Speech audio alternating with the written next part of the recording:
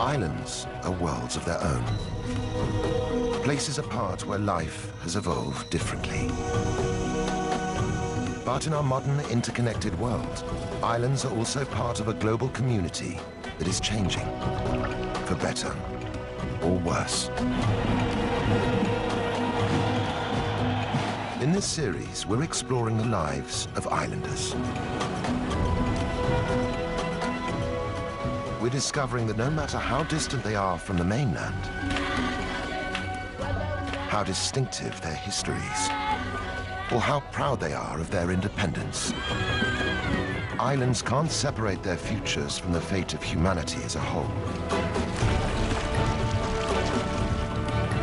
In so many ways, these shores are the front line of global change.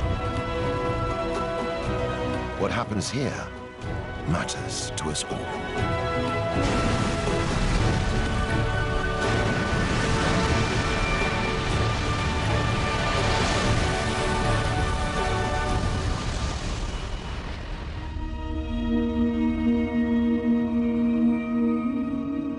Just south of the equator, off the East African coast, is the archipelago of Zanzibar. It's a group of coral atolls and small islands, dominated by two large ones, Unguja and Pemba.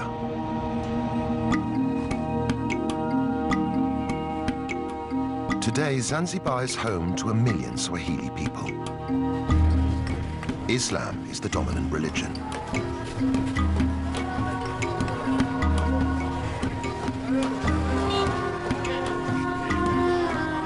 But over the centuries, these islands have known many cultures and customs.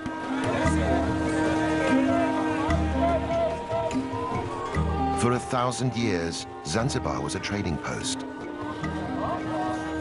But the island's riches meant that many outsiders sought to control them.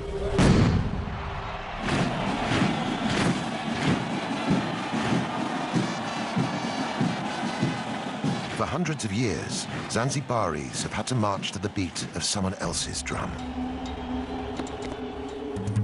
Each new occupying force left its mark on the islands and their people. By the 1960s, ethnic tensions erupted in violence and death.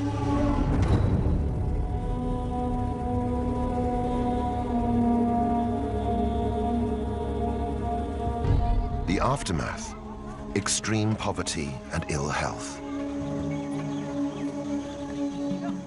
For some, a rise in tourism seems to promise a way back to wealth. In reality, most of the tourist dollars stay within the gates of luxury, all-inclusive enclaves. But across the archipelago, signs of change are appearing. From the wreckage of their past, people are building hope for the future. For women, it means living and working more freely without breaking the bonds of their society.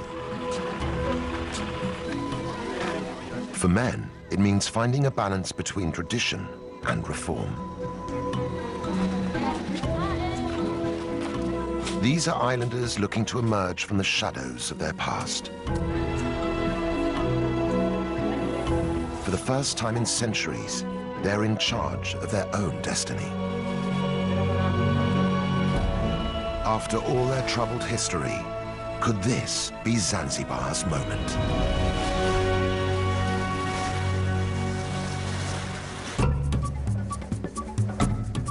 Zanzibar City in western Unguja is the archipelago's capital. It's home to 200,000 people. Their modern lives play out against a backdrop colored by rich layers of history. New trade sits alongside the old crafts.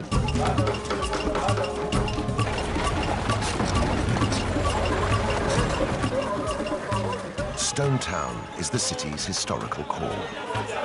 Once it was the vibrant capital of an Arab trading empire, but today only traces of its wealth remain.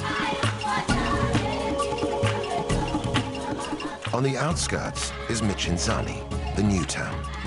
Its sprawling settlements clearly mark the divide between ancient and modern.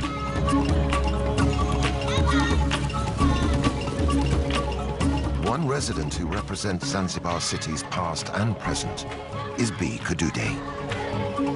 In traditional Islamic Zanzibar, Bi has been an icon for many, always walking her own path, never quite living by the rules. Now more than 100 years old, Bi is known across the archipelago as the grandmother of Zanzibar. She's famous for her traditional Tarab singing.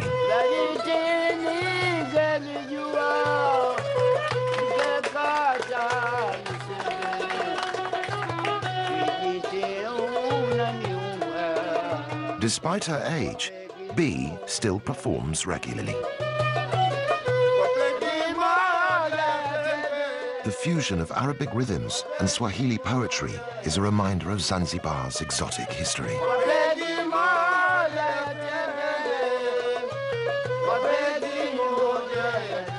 But today's bold performance is quite different from the way Bi started out.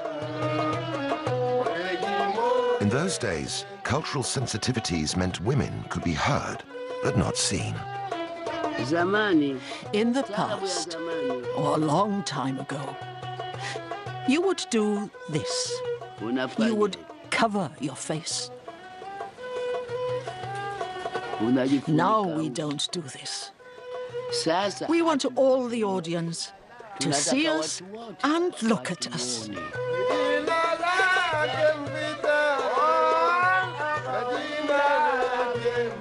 Those early concerts were much more than just entertainment.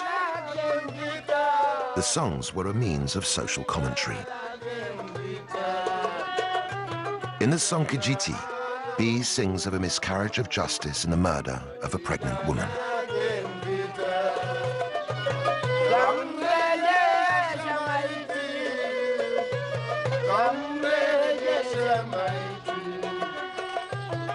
Bi was one of a group of women who used Tarab songs to raise awareness of injustice and social issues.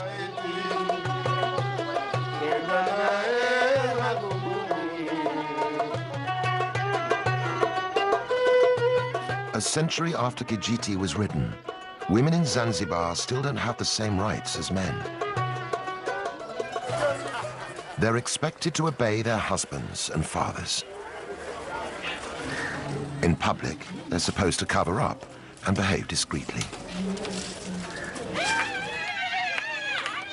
But on special occasions and behind closed doors, everything changes. Led by Bi, the group are preparing for an intense, women-only rite of passage.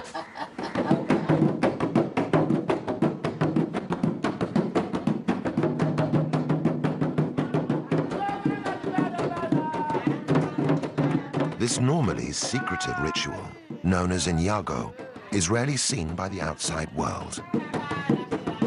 For the young girl at its center, this initiation into womanhood is a vital preparation for married life.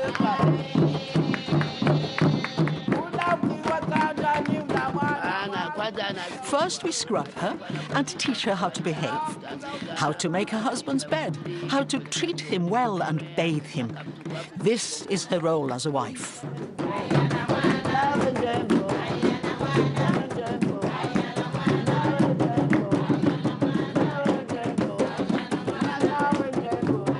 The women use the rhythm of Bi's drum to teach the bride how to pleasure her husband. The fun and excitement is intoxicating. But Inyago also has a serious side. Girls are taught how to handle difficult husbands, how to stand firm through the trials of married life. As Zanzibaris step forward into their future, Bi is worried this old tradition will die with her. When I am gone from this world, it will go, if no one is around to continue it.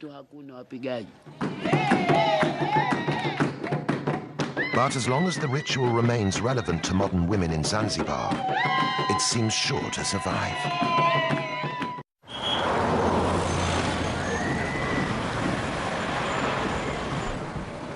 Today is January the 12th.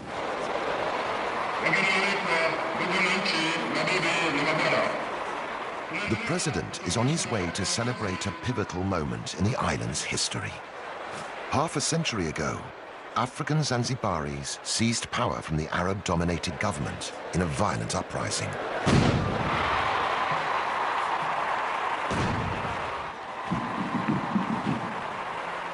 For thousands of spectators, this is a chance to see their armed forces in full display.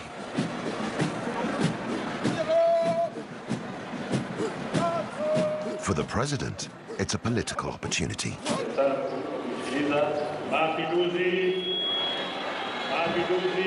But the route to these Revolution Day festivities began over 300 years ago.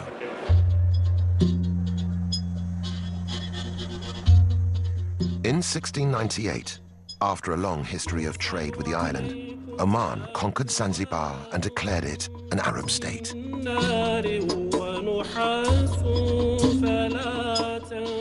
Under Omani rule, the archipelago grew into a powerful commercial hub.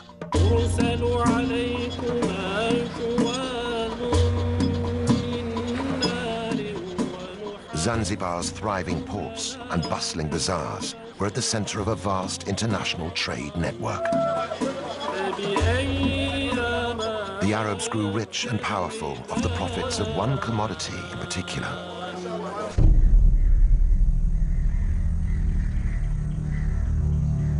slaves.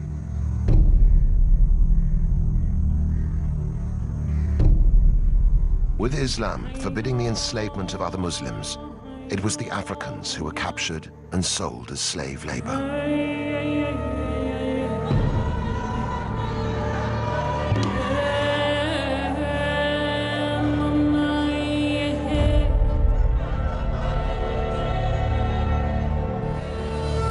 Kept for long days in hot, cramped holding cells.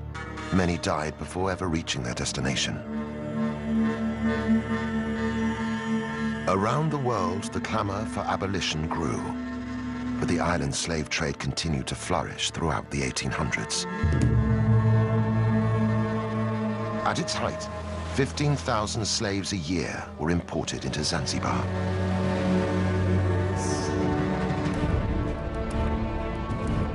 The Arab elite used African slaves to fuel an explosion in clove farming. Zanzibar became known around the world as the Spice Islands.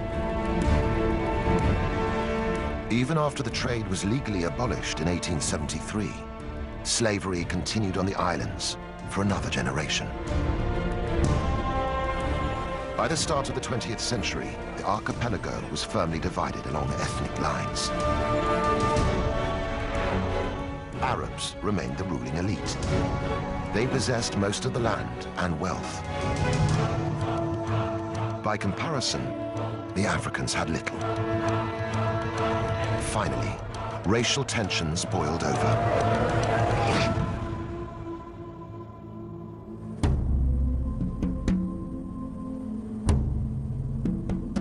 On the 12th of January 1964, the African population turned against the Arabs in the government.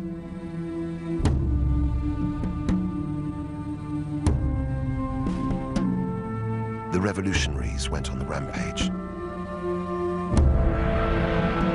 In a single day, 17,000 Arabs and other ethnic minorities were murdered. On the day of the revolution, by 6 o'clock, the Sultan and his family had already fled in their ships. So many were murdered, just out of anger and hatred.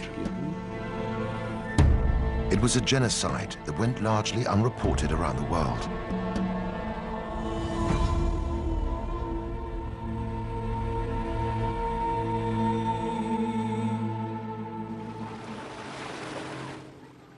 After the horror, many of the surviving Arabs fled the island.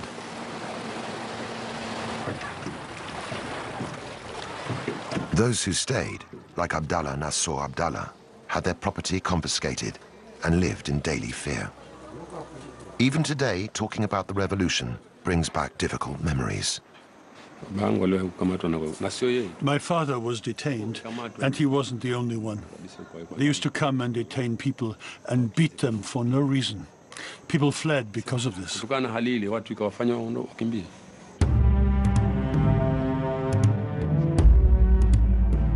Isolated and without its traditional leadership, Zanzibar sought stability by uniting with Tanganyika on the African mainland to become the Republic of Tanzania. But the political quick fix didn't end the violence, which continued for nearly 50 years. Finally, in 2010, the two main parties agreed to put an end to the fighting. They formed a coalition government, and months later, the islands experienced their first peaceful elections. For many, the political change marks the start of a new chapter in Zanzibar's future. But on the archipelago's second-largest island of Pemba, the landscape itself is a reminder of how difficult it is simply to wipe the slate clean.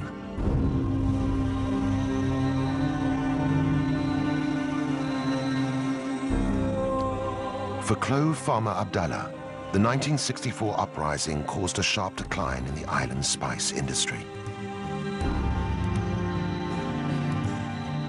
Until then, most of Pemba Island was owned by Arabs, who used its fertile farmland to become the world's leading producer of cloves. Widely used in cooking and perfumes, the dried flower buds allowed Zanzibar's economy to flourish. After the revolution, Arab land was seized and redistributed to African islanders. But many of the new tenants neglected the farms.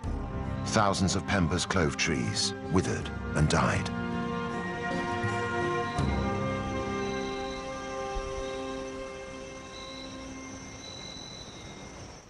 With new trees taking 8 years to produce cloves, the loss proved costly.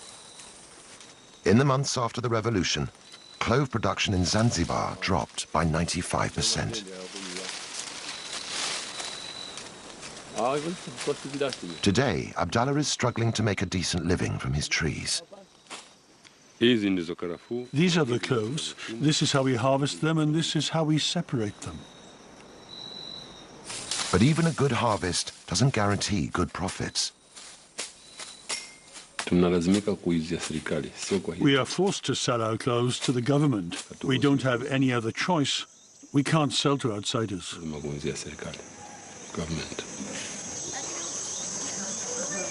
Although yields are just a fraction of what they once were, 10,000 tons of cloves are still produced every year on Pemba. The problem is that the price is so low, it doesn't meet our needs. The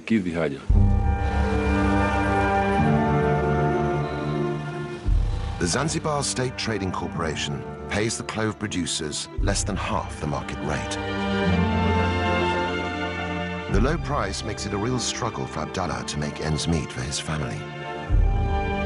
For other, less scrupulous farmers, it means turning to the black market. I've never smuggled myself, so I don't know the price. But other people are smuggling cloves to Kenya across the ocean.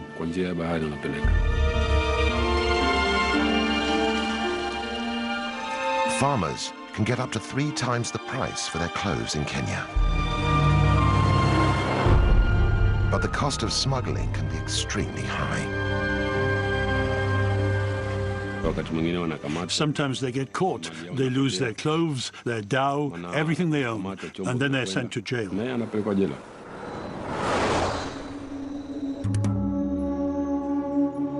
Once key to Zanzibar's wealth, now the clove industry is struggling to survive. All the same, for farmers like Abdallah, the new politics offer the prospect of a brighter future. It seems like a new beginning here. The coalition government are trying to build a new Zanzibar. So not just for me, but for many people, things will get better, God willing.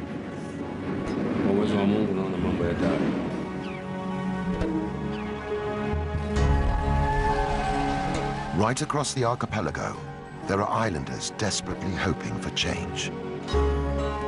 Half the population live below the poverty line, scraping a living from the land or the sea. Average income is less than $1 per day, and the cycle of poverty is hard to break. But there is one part of Zanzibar's economy that is booming: tourism. Beach holidays and historical city tours bring visitors here every year.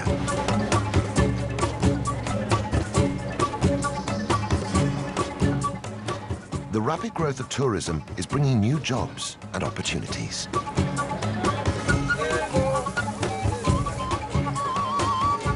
At Forodani Night Market in central Stone Town, stall holders are getting ready to vie for business. As the sun goes down, the air is filled with the tempting aromas of skewered fish and fresh kebabs. Tourists and locals mingle to enjoy the taste of Zanzibar. Despite its benefits, tourism is not the answer to island-wide poverty. Many visitors are package holidaymakers who never leave the beachfront. Very little of the money spent inside the big resorts ever reaches local Zanzibaris.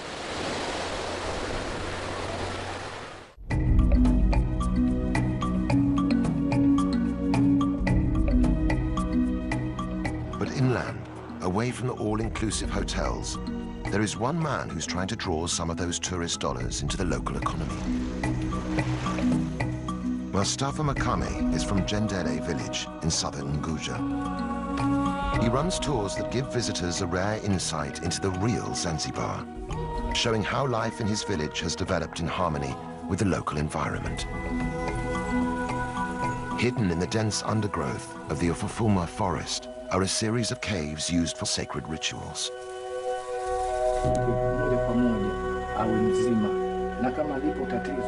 Mustafa thinks they could be the key to attracting visitors. Tourists can have the chance to meet the witch doctor and see how he works.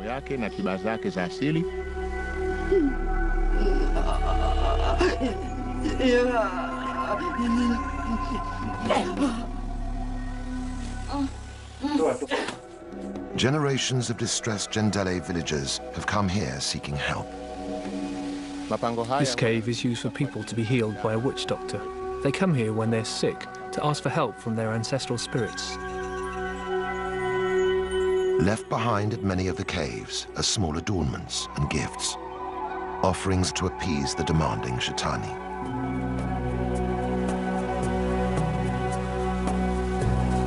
And the ancestral spirits aren't the only residents of the forest.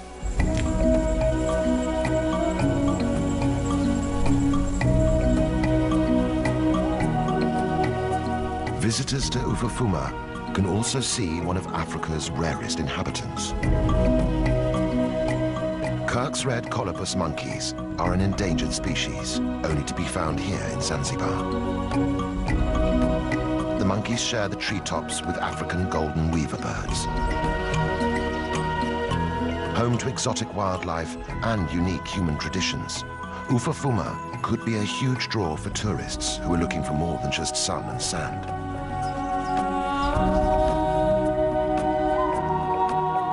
Already, Mustafa's scheme is generating vital income and bringing real improvements to life in his village. We use the money raised from tourism to support our community as much as we can. For example, we've helped provide electricity for Jendele village.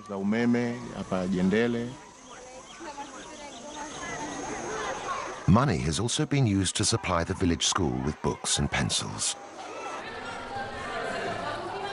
These free provisions can make all the difference as local families weigh up the benefits of education for their children. But even though the income they bring is valuable, visitor numbers to the forest are still disappointingly small. The truth is that right now, we're only getting maybe 20 to 25 tourists in a whole year. We just don't have the ability to advertise outside of Zanzibar. To really get his tours off the ground, Mustafa needs the support of the major players in Zanzibar's tourism industry. We would like the big hoteliers to send us guests, and in turn our community will become well known in our country. One day, we hope, we'll get many more tourists to come.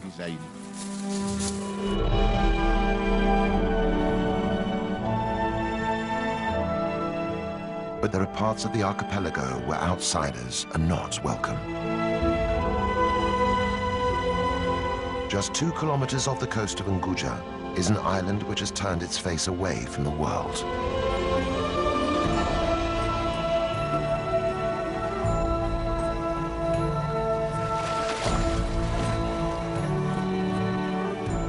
Once, Tumbatu ruled the whole of Zanzibar as its capital. Now, islanders here choose to keep themselves apart. Known as the Watumbatu people, residents claim to be direct descendants of the Persian kings who arrived in Zanzibar in the 10th century. Today, they are proudly independent people, notorious for discouraging visitors.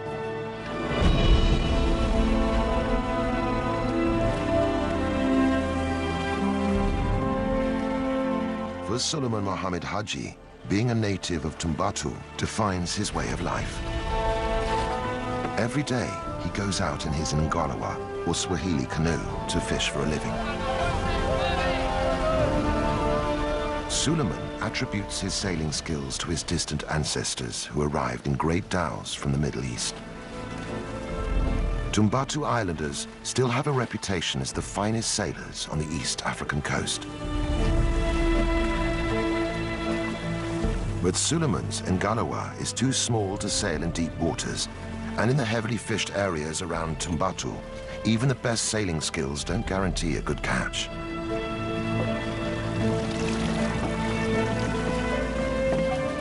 Sometimes Suleiman goes home empty-handed. It's the sea that keeps my life going. If I don't catch anything, I have no other means. I don't have any other way to make a living. With a large family to support, Suleiman is under daily pressure to provide. I have 3 wives. These days, my first and eldest wife helps on the farmland.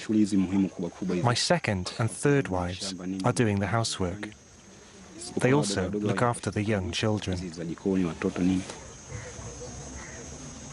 And Suleiman's situation isn't unusual.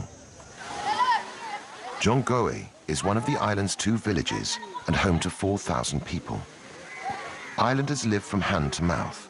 There's no paid employment. Life is tough, but villagers are united by a deep pride in their culture and history. At the heart of their island legacy is faith.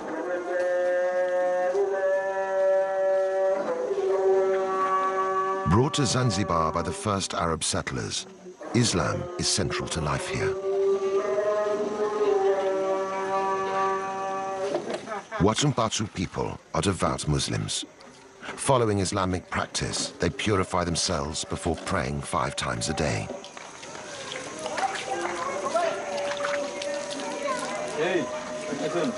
Gender roles are strict, and even prayer is segregated. While men attend the mosque, women must worship in private. Village chief Mwadini Makami is determined to keep out the modern influences he sees damaging other parts of the country. Across Zanzibar today, whenever you hear of misconduct or misbehaving, there is never a person from Tumbatu involved. This is because we are following our religion and culture. As chief, Mwadini believes it's his responsibility to protect Tumbatu's cultural integrity. For him, the key to doing that is to discourage tourism.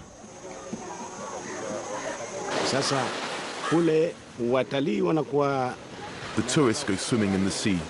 and then they lie on the beach with just their swimming costumes on. Eventually you see the villagers mimicking their behavior, and that's why I'm afraid of tourism. But while the cultural cost of tourism may be high, the price of keeping it out could be even greater. Tumbatu is one of the poorest regions in the whole of Zanzibar. Islanders only have access to the most basic healthcare. At the run-down local hospital, treatment is limited to paracetamol.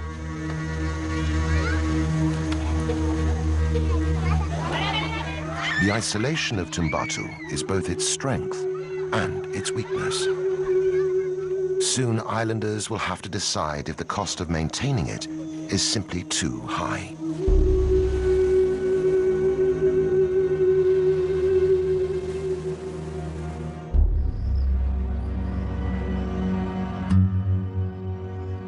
Even in the archipelago's capital, there are no guarantees of good health. Here, the barriers are physical as well as cultural. 1/3 of Zanzibaris have no direct access to clean running water. Some can collect supplies from community standpipes, but getting it home can be a challenge.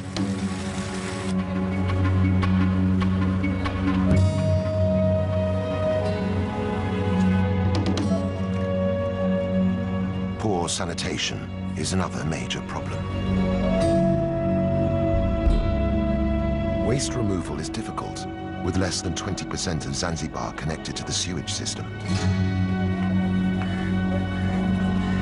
Without basic services, infectious diseases like cholera are a constant threat. The result? Life expectancy in Zanzibar is one of the lowest in the world. Just 48 years. Children are particularly vulnerable.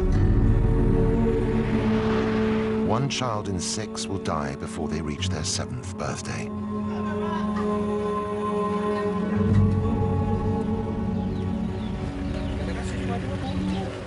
In the southeastern corner of Unguja, a small team of people is trying to improve the odds for Zanzibar's children.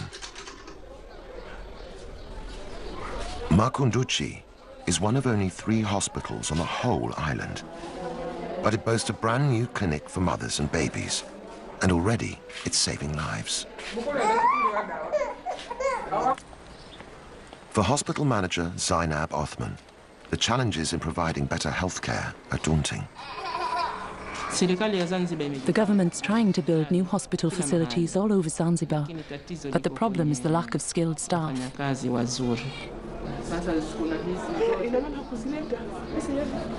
With extra funding from the British-based charity, the Makunduchi Project, hospital facilities here have been recently improved. But Zainab still only has 34 beds and 2 junior doctors to treat a population of 60,000 people. Even with such limited resources, the team are working miracles. After the birth, this woman had a postpartum hemorrhage, which meant she had to have a blood transfusion. It helped save her life. It would have been another story without it.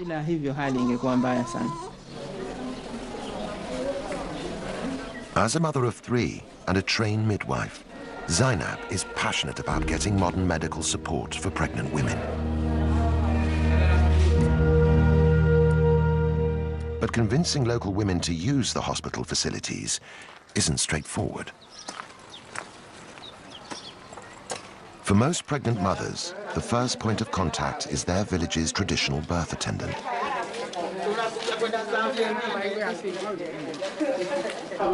These women are experienced at assisting labor, but they're not formally trained like a midwife. Traditional birth attendants are very important in our communities, and we must work hand in hand with them. We can help improve their skills and their knowledge so they can work more effectively and give safe advice. Kwa hivyo ni kazi yenu kubwa, mtu akuite akijihisi tu anaumwa na uchungu. Getting these birth attendants on board is helping to persuade more mothers to have their babies in hospital.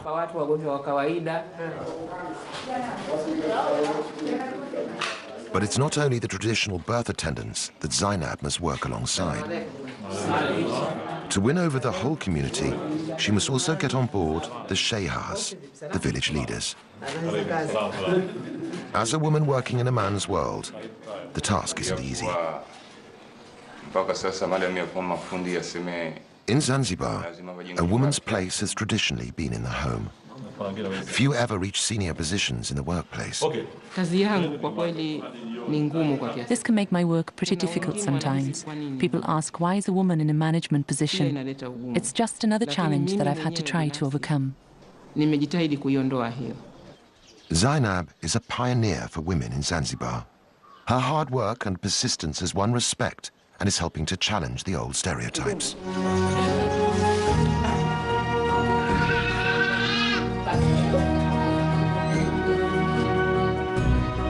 It is these small-scale changes in attitudes and public services that are marking the birth of a new era for Zanzibar. Up and down the country, there are other signs of change.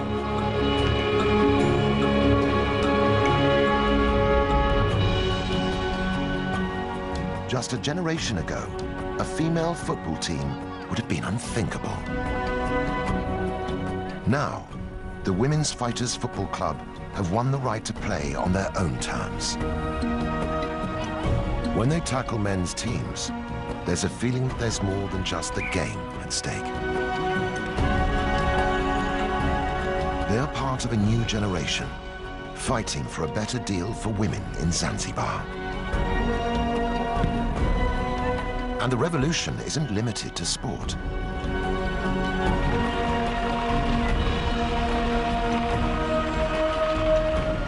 In the streets of Stone Town, female building crews have begun patching up the crumbling houses. In giving the old capital a facelift, they're also building a new image for themselves.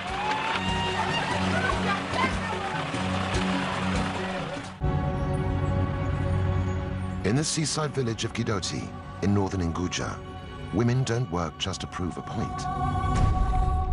They have to work just to survive. I have 8 children. Their father died, and they have only me left. Fatuma Mashenga is one of a growing number of islanders who work the beach farming seaweed. We're a group of women who all farm together. It's hard work. Sometimes when we go to harvest the seaweed, the ocean steals it. This makes it even harder on us.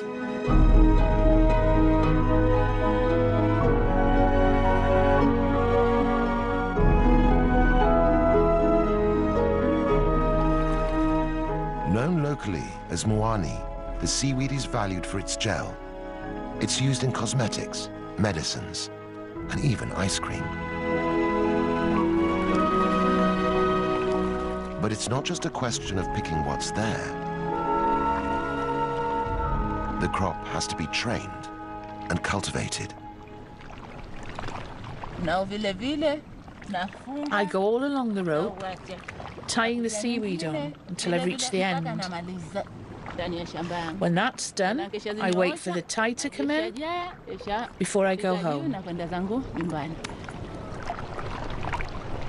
It takes 3 months before the newly planted seaweed is ready to harvest. Working every day, women can gather 700 kilograms of fresh seaweed a year. But harvesting is just the beginning. Fresh seaweed must be dried out on hot rock beds before it can be processed or sold on. In the fierce sun, it's back-breaking work. But for the women who farm it, seaweed has become a lifeline.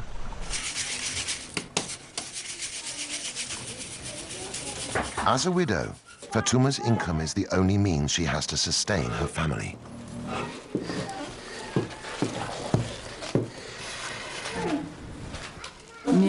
I get less than $50 per day, but if I don't work, I get nothing. The money I get is helping me so much. It helps my children go to school and to buy school books. For Fatuma, education is the way to build her family a better future. It's a sign of the changing times in Zanzibar that Fatuma sends her sons to school, and her daughters too. I didn't get an education, but I really, really want my children to attend school. I send them there and make sure they go, so that they don't end up with the same problems I have. The profits are small, but Fatuma and her friends feel empowered by the money they're making.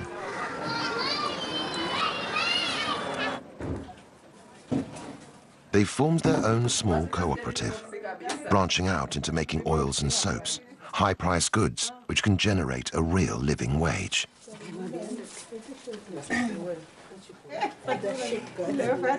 As traditional exports decline, it is women like Fatuma who are building the foundations of a new economy for Zanzibar. And with it, they're revolutionizing their place in society.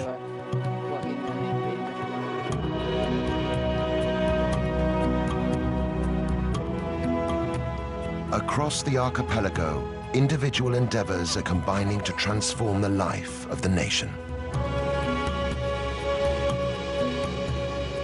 They're pushing Zanzibar into a new phase of development, socially and politically.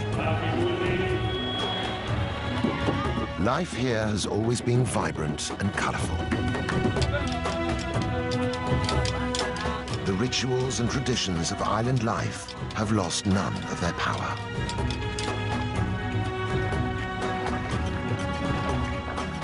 And now, there is a brighter future to imagine and reach for.